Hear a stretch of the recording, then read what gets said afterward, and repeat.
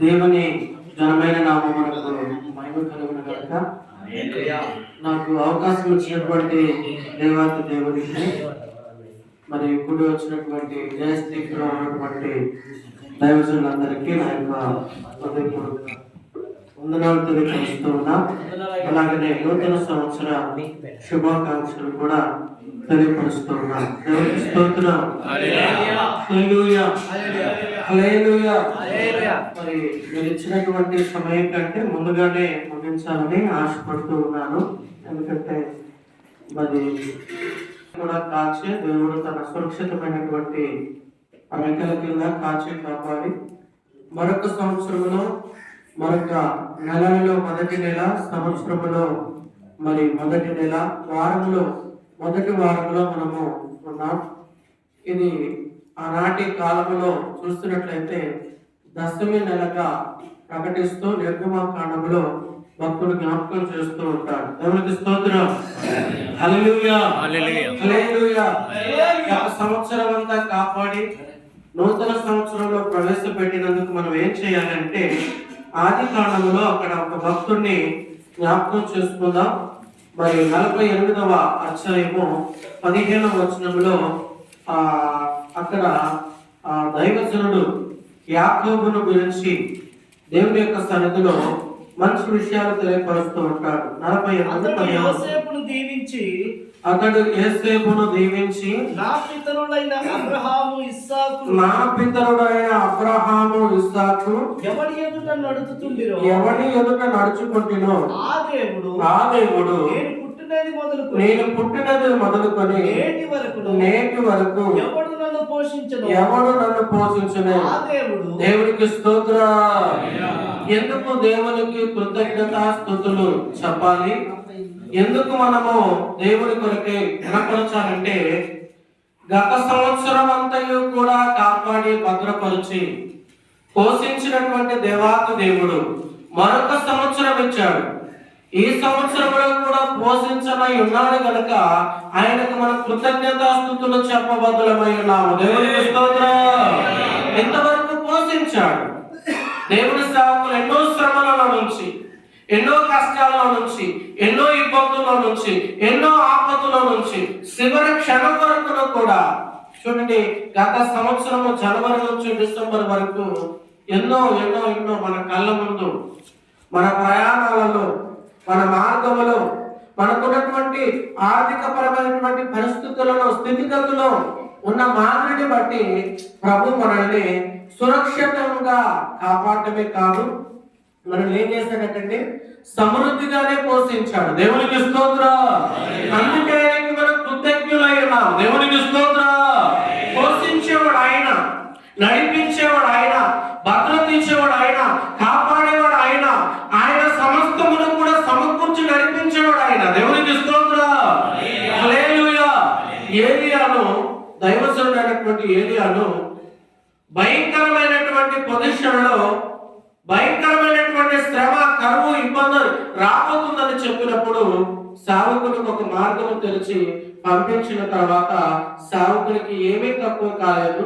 చివరికి ఆయన చేరినటువంటి ఆ గృహానికి వెళ్ళిన తర్వాత కూడా తన కుమారుడు చనిపోవడానికి సిద్ధంగా ఉన్నది. మనం చనిపోవడం దేవుని చిత్తం కాదు. సజీవంగా ఉంచాడు అంటే దేవుని యొక్క ప్రణాళిక, దేవుని యొక్క పని మన పట్ల ఎంతగానో ఉందని మనం ఆయనకు కృతజ్ఞతాస్తుతులు చెల్లించాలి. దేవునికి స్తోత్రం. హల్లెలూయా. ఎందుకు మనము నెంబర్ 1 ఆయనకి ఈ యొక్క కృతజ్ఞతాస్తుతులు చెల్లించాలి అంటే ఆయన సంవత్సరం అంతా పోషించి మరొక సంవత్సరం మొదటి నెలలో, మొదటి వారంలో ఉన్నాం. సేవకులు అందరము కూడా ఉన్నాం. మన స్థితిగతులు, మన పరిస్థితులంతా కూడా ఎరిగి ఉన్నటువంటి దేవుడు అక్కడ చెప్పినటువంటి మాట ఏంటంటే ఆయన నన్ను పోషించువాడు. దేవునికి స్తోత్రం. హల్లెలూయా. ఈ రోజు వరకంటే దేవుడు పిలిచిన దగ్గర నుంచి నేను ఇదే బైబిల్ మీద ఆధారపడి మోకాల్లో ఉండి దేవుని సన్నిధిలో ప్రార్థిస్తూ ఎటువైపు ఏమీ లేదు, ఎంతో వందల మంది పిలిచినారు, ఇప్పటికీ ఆహ్వానిస్తూ ఉన్నారు. కానీ పిలిచిన దేవుని వైపు చూస్తూ ఈ రోజు వరకు కూడా ఆ మోకాల్లో ఉండి కన్నీళ్లు విడిచి ప్రార్థన చేసి ప్రభు మీద ఆధారపడ్డాను కనుక నాకు సమృద్ధిగానే ఉంది. దేవునికి స్తోత్రం. హల్లెలూయా. దినములకు ఇద్దరు ముగ్గురు లేదా కనీసం ఒక 10 మంది వచ్చినా ఇప్పుడు అన్నా కూడా భోజనం చేయడానికి దేవుడు నన్ను బ్లెస్ చేస్తాడు. దేవునికి స్తోత్రం. పిలిచిన దేవుడు తప్పక దేవుడు సేవకుని ఏం చేస్తాడు? భోజనం గురించి తక్కువేమీ లేదండి. ఇటువంటి భయంకరమైనటువంటి పరిస్థితులు వచ్చినప్పుడు కూడా దేవుడు ఏదో ఒక మార్గం తెలుస్తాడు. ఇటీవల కాలంలో దేవుని సేవకులకి జరిగిన పొజిషన్లో వెళ్ళినప్పుడు చెప్పారయ్యా, ఆ ప్రశాంత్ గారు అంటే ఎవరో మాకు తెలియదు, కానీ ఆయన పనిలో ఆయనకు నమ్మకంగా ఉన్నప్పుడు ఆయన తప్పనిసరిగా పోషిస్తాడు. దేవునికి స్తోత్రం. అందుకే మనం ఆయనకు కృతజ్ఞులై ఉండాలి. దేవునికి స్తోత్రం. చూడండి, సంఖ్యాకాండములో మరొక మాట అంటూ ఉన్నాడు, ఇంతవరకు మనం క్షమిస్తూ వస్తున్నాడట. నిర్గమకాండము పక్కన లేవికాండం పక్కన సంఖ్యాకాండం అంటూ ఉంది. 14వ అధ్యాయము 19వ వచనము, పేజీ నంబరు 122. 14వ అధ్యాయం 19వ వచనం. ఐగుప్తులో నుంచి వచ్చినది మొదలుకొని ఇది వరకు నీవు ఈ ప్రజల దోషమును పరిహరించినట్లు నీ కృపాతిశయమును బట్టి ఈ ప్రజల దోషమును దయచేసి క్షమించుమని యెహోవాతో చెప్పగా. దేవునికి స్తోత్రం. ఇంతవరకు మనం క్షమిస్తూ వస్తున్నాడండి. ఎన్నో విషయాలు, ఎన్నోసార్లు దేవునికి ఆయాసకరమైనటువంటి మార్గంలో వెళుతున్నప్పటికీ కూడా అంటున్నాడు, క్షమిస్తూ ఉన్నాడు. ఆయన క్షమించగలిగినటువంటి సమర్థుడు. ఆయన ఎంత జాలి కలిగినటువంటి మనసు, ఎంత సాత్వికమైనటువంటి మనసు. అందుకే మనం ఆయనకి నూతన సంవత్సరంలో ప్రవేశించినందుకు, ప్రభువా ఎంతగానో నువ్వు క్షమిస్తూ నన్ను బలపరుస్తూ ఎంతట్టు ముందుండి నడిపిస్తున్నటువంటి దేవాది దేవా అని చెప్పేసి మనము ఈ నూతన సంవత్సరంలో ఒక ప్రణాళిక కలిగి ప్రార్థనా పూర్వకంగా ముందుకు వెళ్ళేటువంటి ఆ సేవకురాలుగా ఉంటారు. ఎవరికి స్తోత్రం. తెలిసిన దేవుడు తప్పగా పోషిస్తాడు. నెంబర్ 1 మనకి ఏంటంటే ప్రతి ఉదయం నుంచి సాయంత్రం వరకు కూడా మన మనసులో కూడా క్షమాపణ కలిగినటువంటి మనస్సు. ప్రభు ఏం చేస్తూ ఉన్నాడు? ఇప్పటికీ శ్రమిస్తూనే ఉన్నాడు. ఎన్నో విషయాల్లో మన ఆయాసకరమైనటువంటి మార్గంలో నడుస్తున్నప్పటికీ కూడా ప్రభు మనల్ని క్షమిస్తూ నడిపిస్తూ ముందుకి ఆయన పనిలో ఆయన పరిచయలో వాడుకుంటున్నటువంటి విధానాన్ని జ్ఞాపకం చేసుకున్నప్పుడు మన ఆయనకి కృతజ్ఞత గివింగ్. దేవునికి స్తోత్రం. కృతజ్ఞత చెప్పవలసినటువంటి వారిగా ఉన్నాం. దేవునికి స్తోత్రం. హల్లెలూయా. చూడండి, గత సంవత్సరం డిసెంబర్ వరకు ఉన్నటువంటి శ్రావకులు మన మధ్యలో ఇస్సాకయ్య గారు అద్భుతమైనటువంటి దైవజనుడు. మేము పరిచర్యకు వచ్చినప్పుడు మొట్టమొదటిగా మాకు చెదోడు వదోడుగా ఉండి సహకరిస్తూ మరి అన్ని విషయాల్లో కూడా ఆత్మీయుడు. చదువు లేకపోయినా కూడా ఎంత ఆత్మీయుడు అంటే ఆయన ప్రార్థన, ఆయన యొక్క వాక్యము చాలా విలువైనది. ఎవరికి స్తోత్రం. ఫెలోషిప్ లో ఉంటే అటువంటి ఆ సీనియర్ సేవకులు గత సంవత్సరంలో కూడా ఇదే చర్చిలో ఇస్సాకయ్య గారు వాక్యం చెప్పినట్లుగా నేను విన్నాను. దేవునికి స్తోత్రం. ఇదే చర్చిలో గత సంవత్సరంలో అద్భుతమైన వాక్యం అందించాడు. కానీ ఈ రోజు తన పిలుపును అందుకుని వెళ్ళారు. మనం సజీవంగా ఉన్నాం. దేవుడు మనల్ని కాపాడాడు, భద్రపరిచాడు.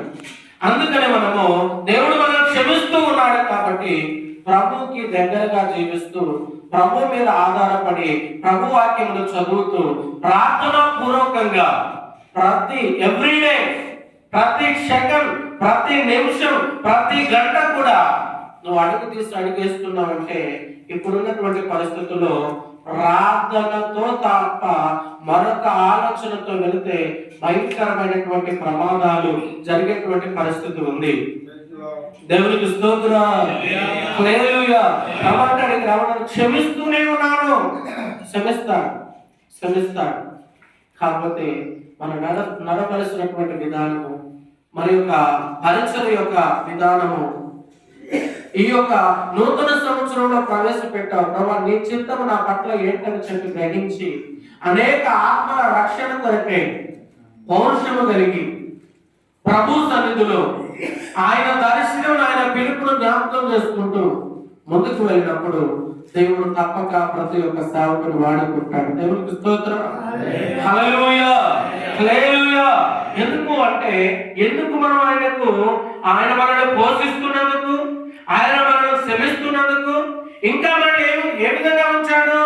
సజీవులుగా ఉంచాడు. చూడండి అక్కడ అంటాడు, ద్వితీయోపదేశకాండము 4వ అధ్యాయము, ద్వితీయోపదేశకాండము 4వ అధ్యాయము 4వ వచనంలో అంటాడు, ఎందుకు నేటి వరకు సజీవులుగా ఉంచాడు? నీ దేవుడైన యెహోవాను, నీ దేవుడైన యెహోవాను హత్తుకొనిన మీరందరూ నేటి వరకు సజీవులై ఉన్నారట. దేవునికి స్తోత్రం. మనం ఎలా ఉన్నాం ఇప్పుడు? సజీవులుగా ఉంచాడు. సజీవుల లెక్కలో మనం ఉన్నాం. ఎందుకు ఉంచాడు అంటే, ఇంకా కొన్ని వేల మంది రక్షణలోనికి, ఇంకా దేవుని పని ఇంకా జరగవలసినటువంటి ఉంది. అనేక ప్రాంతాల్లో మనం ఇప్పుడు స్వేచ్ఛగా ఇంత బాహాటంగా స్వీకరణతో జరుగుతుంది. కొన్ని ప్రాంతాల్లో దేవుని యొక్క సువార్త ప్రకటించేటువంటి పరిస్థితి లేదు. ఎక్కడో కాదు, మన కూడా ఇక్కడ వాడగూడెం దగ్గర సువార్తకు వెళ్తే మీరెవరు ప్రకటించడానికి? మీరు ఎందుకు తెలియపరుస్తున్నారు? మీ దగ్గర ఏముంది ఆధారం? మీరు దేని వల్ల చేస్తూ ఉన్నారు? దేని వల్ల బెనిఫిట్ ఏంటి అంటూ ఉన్నారు. కానీ ప్రభంటాడు, అటువంటి వారిని అందరినీ కూడా జయిస్తూ ముందుకు వెళ్ళిన తర్వాత ఇక్కడ ఒక ఆత్మ రక్షించబడితే అక్కడ కోటాది కోట్ల దూతలు సంతోషిస్తారు. దేవునికి స్తోత్రం. హల్లెలూయా, హల్లెలూయా. ఈ శ్రమలు గొప్ప కాదు, ఈ మాటలు గొప్ప కాదు, ఈ కష్టాలను లెక్క చేస్తూ కాదు. మనకంటే పితరులు దేవుని యొక్క పనిలో, దేవుని యొక్క పరిచయంలో ఆనాటి కాలంలో వాడబట్టడానికి గల కారణము వారు ఎలా ఉన్నారు అంటే, భయంకరమైన శ్రమను అనుభవించారు. మనం అనుకుంటాం యేసు ప్రభువు ఒక్కనే కాదు, అపోస్తులైనటువంటి పౌలు అక్కడ చూస్తే ఆయనను కూడా అనేక పర్యాయములను గాయపరిచారట. ఆయనను కూడా అనేక పర్యాయములు చిత్రహింసలు పెట్టారట. దేవునికి స్తోత్రం. హల్లెలూయా. హతసాక్షులు వారందరూ. ఎందుకు? దేవుడు మనల్ని సజీవులుగా ఉంచినందుకే మనం కృతజ్ఞులై ఉండాలి. ఆయన మనల్ని పోషిస్తూ ఉన్నాడు, ఆయన మనల్ని క్షమిస్తూ ఉన్నాడు. ఇంకేం చేస్తూ ఉన్నాడంటే, సజీవులుగా ఉంచాడు, సజీవులుగా ఉంచాడు. ఆయన పని మన ద్వారా ఇంకా జరగవలసి ఉంది. అనేక ప్రాంతాల వెళ్ళి ఆయన గురించి మనము పరిచయం చేయవలసినటువంటి బాధ్యత ఉంది. నీ భుజముల మీద పెట్టినటువంటి వారం గత నెల అంతా చెప్పుకున్నాం కదా. ఆయన ఆశ్చర్యకర్త, ఆలోచనకర్త, ఆయన నిత్యుడకు తండ్రి, సమాధాన అధిపతి. దేవునికి స్తోత్రం. ఆశ్చర్యకరుడు గురించి ఎంత చెప్పినా తక్కువే, ఎంత చేసినా తక్కువే. ఆయన ఆశ్చర్యకరుడు. నాకు చేస్తారు ఒక హైదరాబాద్ నుంచి ఒక ఇద్దరు సిస్టర్స్ ఫోన్ చేస్తారు, వారు సోదరి పాస్టర్ గారు అని వ్యక్తిగానే వెనుక చేస్తూనే ఉంటారు. వారేంటి, ప్రభు సన్నిధికి వెళ్ళకపోయినా కూడా నూతన సంవత్సరంలో నా పేరుకు వాగ్దానం తీసుకోండి అంటారు. వారు దేన్ని నమ్ముతారు? వారు దేన్ని నమ్ముతారు? ప్రభు గొప్పవాడే, కానీ ప్రభువును చేస్తున్నటువంటి ప్రజల్లో ఉన్నటువంటి పరిస్థితిని బట్టి ముందుకు వెళ్ళలేకపోతున్నాం. ఈ రోజు వరకు స్వార్థ ద్వారాలు మూయబడకపోవడానికి గల కారణం ఏంటంటే, ఆయన చేస్తున్నటువంటి కార్యాలు ఎన్నో ఉన్నాయి. అందుకని ప్రభు ఏమంటున్నాడు? మనల్ని సజీవులుగా ఉంచినందుకు. 4 చదవండి, ద్వితీయోపదేశకాండం. నీ దేవుడైన యెహోవాను హత్తుకొనిన మీరందరూ నేటి వరకు సజీవులమై ఉన్నాం. ఆయన హత్తుకొని జీవించాలి. ఈ రోజు వరకు కూడా సజీవంగా ఉన్నానంటే నా జీవితంలో కూడా ఎన్నో బాగా. మనం మేము నలుగురు వెళ్ళొచ్చే టైంలో కూడా మా ముందు జస్ట్ ఈ వెహికల్ మాది ఇస్తుంది మా ముందు, అటు ఇటు 2 వెహికల్ వచ్చేసి ఒక బండి మీద ముగ్గురు అది అయిపోయింది. అప్పుడు అనుకున్న ప్రభా, అది మాకు జరగవలసినటువంటి అపాయాన్ని నువ్వు తప్పించావు నా మనసులో దేవుడికి స్తోత్రం చెప్తాను. హల్లెలూయా. అటువంటి చాలా ఉన్నాయి నా శ్రావణము, అటువంటి చాలా ఉన్నాయి దేవుని యొక్క పరిచర్యలు. ఇంకా సజీవంగా మరొక సంవత్సరం దేవుడు మనకి ఇచ్చినందుకు సజీవులుగా ఉండి ఆయన తిని నిద్రపోవటం కాదు కానీ ప్రభు కొరకు పరిచర్యలో ముందుకు వెళ్ళే పనిలో ఉన్నాయి. దేవునికి స్తోత్రం. హల్లెలూయా. హల్లెలూయా. అసలు వాట్సాప్ లో నాకు పెట్టింది కూడా తెలియదండి, వాక్యం నాది. వాళ్ళు మీరు చెప్తూ ఉన్నారు. నిన్నటి వరకు కూడా మరి దేవుని యొక్క పనిలోనే ఉన్నారు. రాత్రి 12 గంటలకి ఒక దగ్గర నుంచి రావడం జరిగింది. నిన్న ఉదయం 7 గంటల నుంచి బిషప్ తోటి గారు కొన్ని పిల్లల ప్రోగ్రాల విషయంలో వెళ్ళటం జరిగింది. నిన్న చర్ల సేవకుల సమావేశం జరిగింది 9 గంటల నుంచి మధ్యాహ్నం 2 గంటల వరకు. ఆయనను కూడా మరి అవకాశం దేవుడు ఇచ్చాడు. ప్రభువా, నీ విషయంలో నిన్ను గురించి పరిచయం చేయడానికి అని చెప్పి ప్రభు సన్నిధిలో ఉదయకాల సమయంలో ఆయన పాదాల మీద ఉన్నప్పుడు, ప్రభువా, ఇంతవరకు పోషించినందుకు మేము సేవకులందరూ కలిసి నీ సన్నిధిలో మేము కృతజ్ఞతాస్తుతులు చెల్లించాలి. ఇంతవరకు మమ్మల్ని క్షమిస్తూ ఉన్నావు. ఏ మనుషుడు క్షమించగలిగినటువంటి స్వభావం కంటే ఈ రోజు వరకు కూడా ఎన్నోసార్లు నేను ఆయాసపరుస్తుంది పరిచర్యలో వెళుతున్నప్పటికీ కూడా మమ్మల్ని క్షమిస్తూనే ఉన్నావు. ఇంకేమంటూ ఉన్నాడంటే సజీవులుగా ఉంచాడు మనల్ని. సజీవుల లెక్కలో ఉంచినందుకు మనం ఆయనకి కృతజ్ఞత గీవించి చెప్పవలసినటువంటి వారిగా ఉన్నాం. దేవునికి స్తోత్రం. హల్లెలూయా. హల్లెలూయా. చూడండి ఇక్కడ యెహోషువ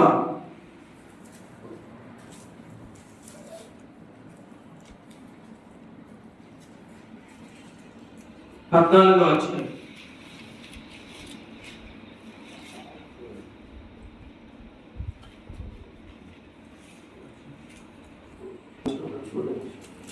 మోషే నన్ను పంపినవాడు నాకెంత బలమో నేటి వరకు 14:11 బలము. 14వ అధ్యాయము 11వ వచనం ఏమంటాడండి? మోషే నన్ను పంపినవాడు నాకెంత బలమో నేటి వరకు నాకంత బలము. దేవునికి స్తోత్రం. హల్లెలూయా. ఎంతవరకు బలాన్ని ఇచ్చాడు. ఆనాటి కాలంలో మోసేను పిలిచినప్పుడు కూడా మోసే అనేకమైనటువంటి సాకులు చెప్పాడు. దేవుని పనిలో వెళ్ళడానికి ప్రభువా, నేను సామర్థ్యం కలిగిన వాడిని కాదు, ఆ ప్రజలు నా మాట వినరు, వారికి నేను ఆ క్వాలిఫై వ్యక్తిని కాదు అంటాడు. దేవునికి స్తోత్రం. హల్లెలూయా. హల్లెలూయా. చూస్తారు, ఆయనను కూడా దేవుడు విడిచిపెట్టాడా?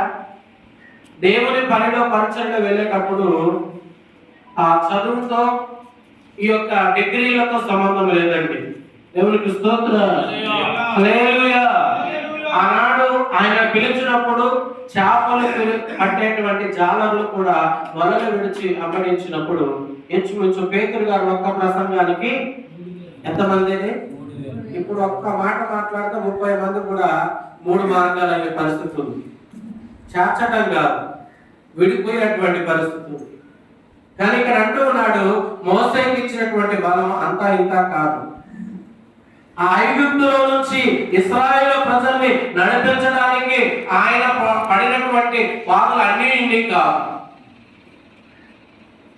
ఇంకా వారికి ఏది కావాలంటే అది ఇచ్చాడు. నీళ్ళు అన్నప్పుడు నీళ్ళు ఇచ్చాడు, భోజనం అప్పుడు భోజనం పెట్టాడు. అయినప్పుడు అనేక పర్యాయాలు ఆయన ఏం చేస్తూ వచ్చారు? శోధిస్తూనే వచ్చారు.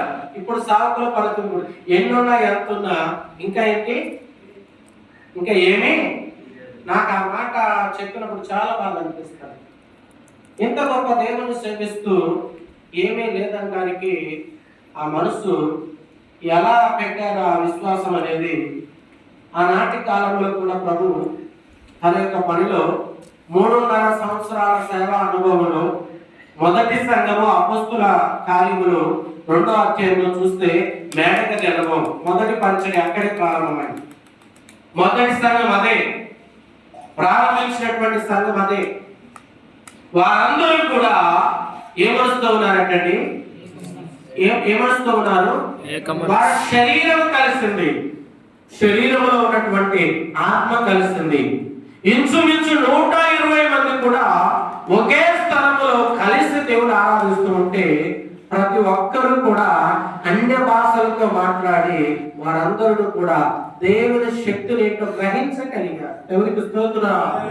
అంత మనం దేవుని పిలుపు, దేవుని పరిచయాన్ని జ్ఞాపకం చేసుకున్నప్పుడు ఇవంతా ఇప్పుడు ఒక జీరో. దేవునికి స్తోత్రం. హల్లెలూయా. దేవునికి స్తోత్రం. హల్లెలూయా. ఏది కావాలన్నా కూడా దేవుడు సమకూరుస్తాడు. ఏది ఏ టయానికి అవసరమన్నది దేవుడు సమకూరుస్తాడు. కానీ ఆయనకు అవకాశం ఇచ్చే సమయాన్ని ఇవ్వాలి. అందుకే ఇక్కడ ఏమంటాడు? మోసే నాకు ఇంతవరకు బలమునిచ్చిన దేవునికి స్తోత్రం. దేవుడు ఏమిచ్చాడండి? బలం ఇచ్చాడు, ఆరోగ్యం ఇచ్చాడు, దేవుని భద్రతను ఇచ్చాడు, దేవుని యొక్క కాపుదలను ఇచ్చాడు. ఆ బలము, ఆ శక్తితో ఆ అనేకమైనటువంటి ప్రాంతాలు దేవుని యొక్క పరిచయకు వెళ్ళాలి. దేవునికి స్తోత్రం. హల్లెలూయా. దేవుని కృపను బట్టి, మీ అందరి ప్రార్థన బట్టి ఇంచుమించు నాకు ఇప్పుడు 40 సంవత్సరాలు అయినప్పటికీ కూడా బీపీ, షుగర్ ఎంటర్ కాలేదంటే నేను అన్నింటిలో కూడా లిమిట్ గా ఉంటాను. దొరికింది కదా అని చెప్పి అక్కడ ఎక్కువ చేయను, దొరకలేదు కదా అని చెప్పి దాని గురించి నేను ప్రయత్నం చేయను అంటారు. ఇంకా మీకు బీపీ లేదా? బిషప్ గారు అడిగారు మనం ఒకసారి, ఏనన్నా నీకు ఇంకా లేదా అంటే ఏమీ లేదు అన్నారు. అయితే దేవునికి స్తోత్రం. హల్లెలూయా. హల్లెలూయా. నేను అదే మాదిరి ప్రభుత్వం ఎందుకంటే ఇంత ఆపాచన ఎంచుకుని మనల్ని కూడా సాగుకునే ఎందుకంటే దాని కొరకు ప్రయాసపడకూడదు. దేవుడిచ్చేటువంటి బలం కావాలి, దేవుడిచ్చేటువంటి శక్తి కావాలి. నా లిమిట్ లో నేను ఉంటాను. దేవుడు అన్ని ఇచ్చాడు. 3 పూటలు మోసినవి అని ఇప్పుడు మీరు చెప్తే నంబరు 3-4 సంవత్సరాల నుంచి ఇప్పటి వరకు 2 పూటలు, అందులో మధ్యాహ్నం ఒకరు చేశారనుకో, నైట్ ఒకరు చేస్తే చేస్తాం, లిమిట్ బట్టి లేకపోతే లేదు. దేవునికి స్తోత్రం. హల్లెలూయా. దాని మీద అంత ఇంట్రెస్ట్ నాకు ఉండదు. దేవునికి స్తోత్రం. అందుకే దేవుడు ఇచ్చిన నా ఆలోచన ఏంటంటే, దేవుడు ఆరోగ్యం ఇచ్చినప్పుడే, దేవుడు శక్తిని ఇచ్చినప్పుడే మనం ఆరోగ్యంగానే దేవుని యొక్క సేవ చేస్తూ దేవుని రాజ్యం వెళ్ళాలి. దేవునికి స్తోత్రం. బలహీనతలు వచ్చిన తర్వాత చేసుకుంటూ వెళ్ళేదానికంటే రాకతోనే దేవుని కొరకు నమ్మకంగా వెళ్ళాలి. దేవుడు ఇచ్చినటువంటి బలాన్ని దేవుని కొరకు మనం వాడుకోవాలి. అందుకే ఇక్కడ ఏమంటూ ఉన్నాడు? మరొకసారి చెప్పండి. 14వ అధ్యాయము 11వ వచనం. మోషే నన్ను పంపిన నాడు నాకెంత బలము, నేటి వరకు నాకంతే బలము. దేవునికి స్తోత్రం. కంటిన్యూ చేయండి. యుద్ధము చేయుటకును కానీ వచ్చుచు పోవచ్చుటకును కానీ నాకు ఎప్పటి అట్లు. దేవునికి స్తోత్రం. హల్లెలూయా. హల్లెలూయా. ఆయన పోషిస్తున్నందుకు, ఆయన మనల్ని పోషిస్తున్నందుకు, ఆయన మనం క్షమిస్తున్నందుకు, అంతేకాదు ఆయన మనం ఏం చేస్తూ ఉన్నాడు? ఏమిచ్చాడు? ఇప్పుడు ఏమిచ్చాడు? నెంబర్ 1 ఏం చేసినందుకు కృతజ్ఞతలు చెప్పాలి, పోషించాడు. నెంబర్ 2 ఎందుకు? ఆయన ఇంకా మనం క్షమిస్తున్నాడు. నెంబర్ 3 సజీవన లెక్కలో ఉన్నాం. దేవునికి స్తోత్రం. నెంబర్ 4 ఏమిచ్చాడు? ఏ బలం కావాలి?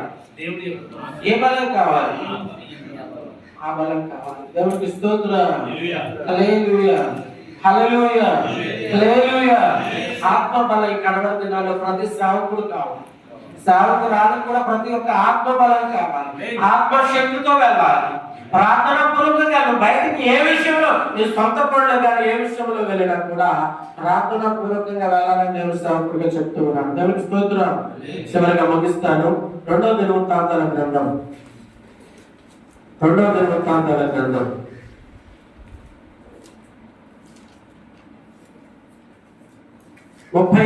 అధ్యాయం